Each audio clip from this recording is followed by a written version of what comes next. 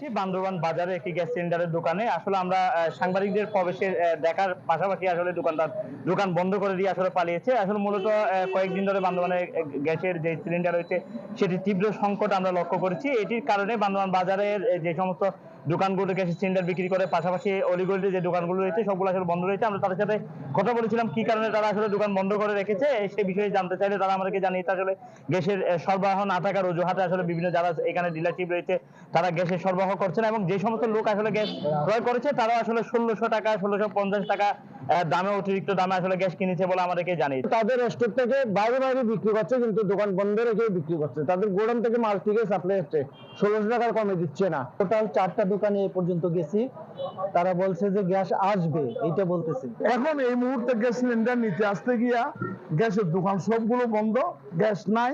এখন আমার ইমার্জেন্সি দরকার, যে কারণে আমি ১৫০০ টাকা দিতে আমি বাধ্য হয়েছি। কিন্তু দোকানপাট বন্ধ রেখে ভিতরে ভিতরে নাকি গ্যাসের দাম বাড়ে দিয়ে তারা ১৫০০-১৬০০ টাকা করে বিক্রি করতেছে।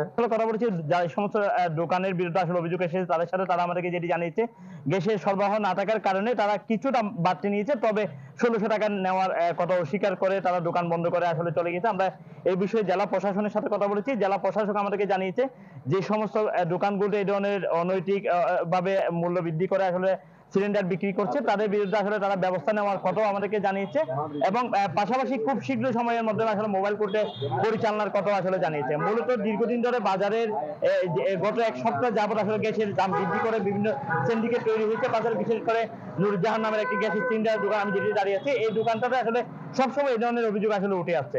স্থানীয়দের দাবি রয়েছে এই যে সমস্ত দোকান নুরজাহান থেকে শুরু করে ১০ কোটির সামনে এভারগ্রিন, এই দোকানগুলো আসলে বন্ধ করে তারা অবৈধ উপায়ে গ্যাসের সিলিন্ডার বিক্রি করছে। এদের বিরুদ্ধে আসলে প্রশাসনিক ব্যবস্থা নিয়ে গ্যাসের যে মূল্য বৃদ্ধি বা গ্যাস সিলিন্ডার সরবরাহ না থাকার অজুহাত দেখানো হচ্ছে সেটি যাতে জনগণের জন্য মুক্ত করা হয়, এবং গ্যাসের যে সরকারি মূল্য নির্ধারণ রয়েছে সেই মূল্য যাতে বিক্রি করা হয়, এই ধরনের দাবি আসলে স্থানীয়রা জানিয়েছে।